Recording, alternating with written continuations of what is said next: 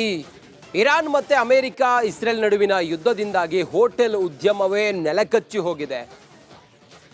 Commercial gas rate ಮತ್ತೆ ಏರಿಕೆ ಆಗಿದ್ದು ಈಗ ಹೋಟೆಲ್ ಉದ್ಯಮಕ್ಕೆ ಬರ ಸಿಡಿಲು ಬಡಿದಂತಾಗಿದೆ.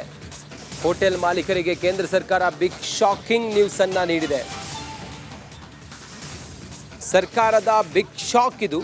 19 ಕೆಜಿಯ ವಾಣಿಜ್ಯ ಸಿಲಿಂಡರ್ ದರ 3,132ಕ್ಕೆ ಏರಿಕೆಯಾಗಿದೆ.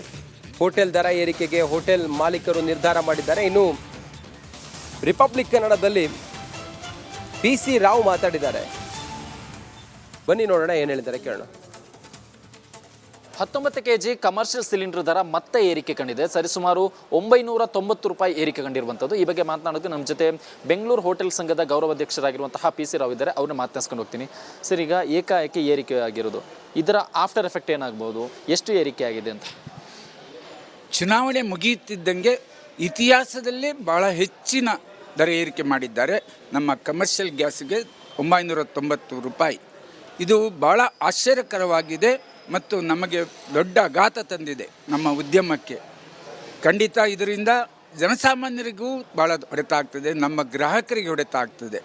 ಯಾಕೆಂದರೆ ಇಷ್ಟು ದೊಡ್ಡ ಬೆಲೆ ಏರಿಕೆಯನ್ನು ನಮ್ಮ ಉದ್ಯಮ ಸಹಿಸಲು ಸಾಧ್ಯನೇ ಇಲ್ಲ. ಇದನ್ನು ತಿಂಡಿ, ಊಟ, ಕಾಫಿ ಮೇಲೆ ಹೊರಿಸಲೇಬೇಕಾಗ್ತದೆ. ಮುಂದಿನ ದಿನಗಳಲ್ಲಿ ಹೋಟೆಲ್ನ ತಿಂಡಿ ತಿನಿಸುಗಳ ಬೆಲೆನೂ ಖಂಡಿತ ಹೆಚ್ಚಿಗೆ ಆಗ್ತದೆ. ಇದು ಯಾವ ಮಟ್ಟಿಗೆ ಇರುತ್ತದೆ ಅಂತ ಆ ಹೋಟೆಲ್ನವರಿಗೆ ಬಿಟ್ಟಿರ್ತೇವೆ. ಹೀಗಿದ್ದರೂ ಸರ್ಕಾರ ತಕ್ಷಣ ಇಷ್ಟು ದೊಡ್ಡ ಬೆಲೆ ಏರಿಕೆಯನ್ನು ಮಾಡಬಾರ್ದಿತ್ತು. ಇದರ ಜೊತೆ ಕನಿಷ್ಠ 18% GST ಇರುವುದನ್ನಾದರೂ ಕಡಿತ ಮಾಡಿ ಬೆಲೆಯನ್ನು ಹತೋಟಿಗೆ ತರುವಲ್ಲಿ ಪ್ರಯತ್ನ ಮಾಡಬೇಕಾಗಿತ್ತು. ಅದ್ಯಾವುದನ್ನು ಮಾಡದೆ ಎಲ್ಲ ಹೊರೆಯನ್ನು ಕಮರ್ಷಿಯಲ್ ಗ್ಯಾಸ್ ಮೇಲೆ ಹಾಕಿರುವುದು ಭಾಳ ಬೇಸರವಾಗಿದೆ. ಸರ್, ಈಗಾಗಲೇ ದರ ಏರಿಕೆ ಆಗಿದೆ. ಈಗ ಮತ್ತೆ ದರ ಏರಿಕೆ ಆಗ್ತಿರೋದು ಎಲ್ಲೊಂದು ಕಡೆ ಗ್ರಾಹಕರಲ್ಲೂ ಕೂಡ ಒಂದು ರೀತಿಯ ಆಕ್ರೋಶ ಇದೆ. ಸರ್, ಖಂಡಿತ ನಾವು ಮಾಲೀಕರ ದೃಷ್ಟಿಯಿಂದ ನೋಡಬೇಕು, ಅದೇ ರೀತಿ ಗ್ರಾಹಕರ ದೃಷ್ಟಿಯಿಂದ ನೋಡಬೇಕು. ಹಲವಾರು ಕಷ್ಟಗಳು ಬಂದಿದೆ. ಗ್ಯಾಸ್ ಅಭಾವ, ಗ್ಯಾಸ್ ಸರಬರಾಜು ಸಮರ್ಪಕವಾಗದಿದ್ದರೂ ಬಹಳಷ್ಟು ಹೋಟೆಲ್ಗಳು ಪರ್ಯಾಯ ವ್ಯವಸ್ಥೆ ಮಾಡಿ ತಿಂಡಿ ತಿನಿಸುಗಳನ್ನು ಉಣಬಡಿಸಿದೆ. ಅಂಥ ಕಷ್ಟ ಪರಿಸ್ಥಿತಿಯಲ್ಲೂ ಬೆಲೆಯನ್ನು ಹೆಚ್ಚಿನ ಹೋಟೆಲ್ಗಳಲ್ಲಿ ಏರಿಕೆ ಮಾಡಲಿಲ್ಲ. ಅದಾದ ಕೂಡಲೇ ಗ್ಯಾಸ್ ಬೆಲೆಯೂ ಏರಿತು. ಬಹಳಷ್ಟು ಇತರ ಖರ್ಚು ವೆಚ್ಚಗಳು ಏರಿದ ಕೂಡಲೇ ಕೆಲವೊಂದು ಹೋಟೆಲ್ಗಳಲ್ಲಿ ಬೆಲೆ ಏರಿಕೆ ಆಗಿರ್ಬೋದು.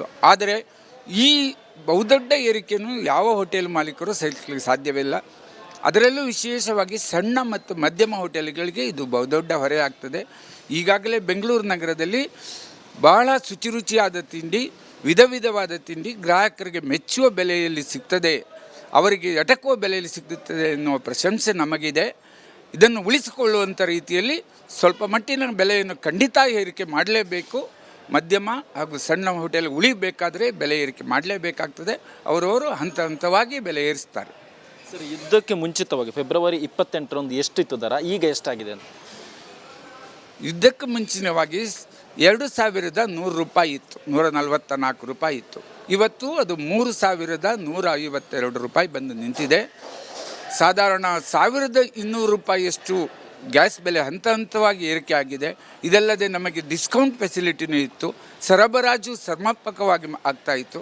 ಇವೆಲ್ಲವೂ ತೊಂದರೆ ಆಗಿದೆ. ಖಂಡಿತ ಯುದ್ಧದ ತೊಂದರೆ ನಮಗೂ ಅರ್ಥ ಆಗ್ತದೆ. ಆದರೂ ಈ ಬಹುದೊಡ್ಡ ಏರಿಕೆ ಭಾಳ ಆಶ್ಚರ್ಯಕರವಾಗಿದೆ. ಸರ್ಕಾರ ಭಾಳಷ್ಟು ಪರ್ಯಾಯ ವ್ಯವಸ್ಥೆ ಇದೆ. 18% GST ಹೊರಿಸುವುದನ್ನು ತಕ್ಷಣ ವಾಪಸ್ ತೆಗೆದುಕೊಳ್ಳಬೇಕು. ಹಾಗಿದ್ದರಾದರೂ ಕಮರ್ಷಿಯಲ್ ಗ್ಯಾಸ್ ಸಿಲಿಂಡರ್ ಬೆಲೆ ಸ್ವಲ್ಪ ಮಟ್ಟಿಗೆ ಹತೋಟಿಗೆ ಬರಬಹುದು ಅಂತ ನಾವು ಒತ್ತಾಯಿಸ್ತಾ ಇದ್ದೇವೆ.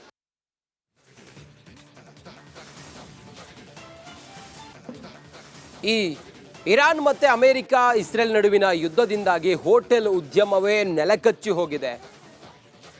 ಕಮರ್ಷಿಯಲ್ ಗ್ಯಾಸ್ ರೇಟ್ ಮತ್ತೆ ಏರಿಕೆ ಆಗಿದ್ದು ಈಗ ಹೋಟೆಲ್ ಉದ್ಯಮಕ್ಕೆ ಬರ ಸಿಡಿಲು ಬಡಿದಂತಾಗಿದೆ. ಹೋಟೆಲ್ ಮಾಲೀಕರಿಗೆ ಕೇಂದ್ರ ಸರ್ಕಾರ ಬಿಗ್ ಶಾಕಿಂಗ್ ನ್ಯೂಸ್ ಅನ್ನ ನೀಡಿದೆ.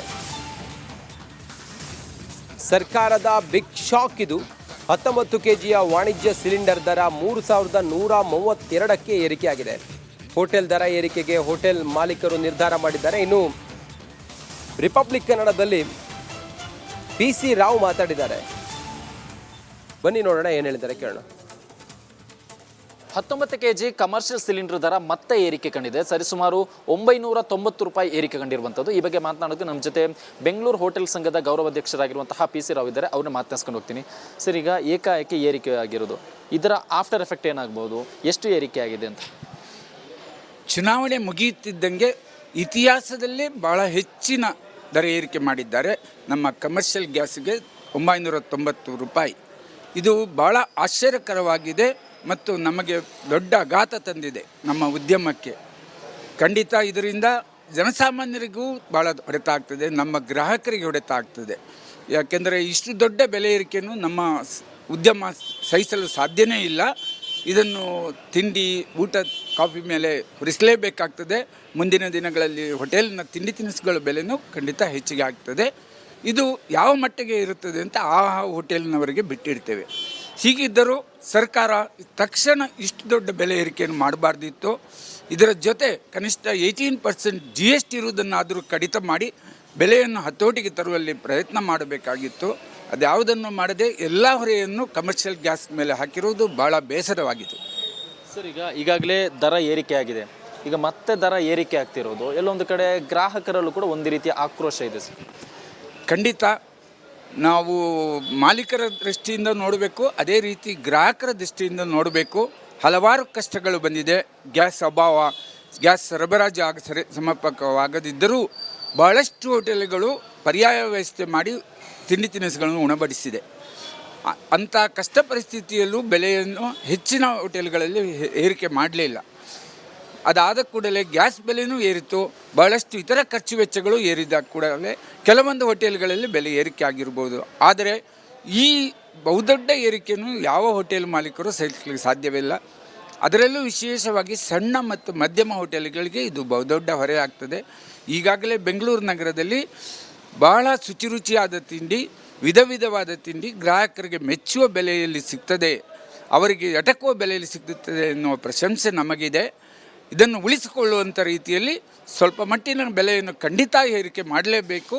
ಮಧ್ಯಮ ಹಾಗೂ ಸಣ್ಣ ಹೋಟೆಲ್ ಉಳಿಬೇಕಾದರೆ ಬೆಲೆ ಏರಿಕೆ ಮಾಡಲೇಬೇಕಾಗ್ತದೆ. ಅವರವರು ಹಂತ ಹಂತವಾಗಿ ಬೆಲೆ ಏರಿಸ್ತಾರೆ. ಸರ್, ಯುದ್ಧಕ್ಕೆ ಮುಂಚಿತವಾಗಿ ಫೆಬ್ರವರಿ 28ರಂದು ಎಷ್ಟಿತ್ತು ದರ, ಈಗ ಎಷ್ಟಾಗಿದೆ ಅಂತ?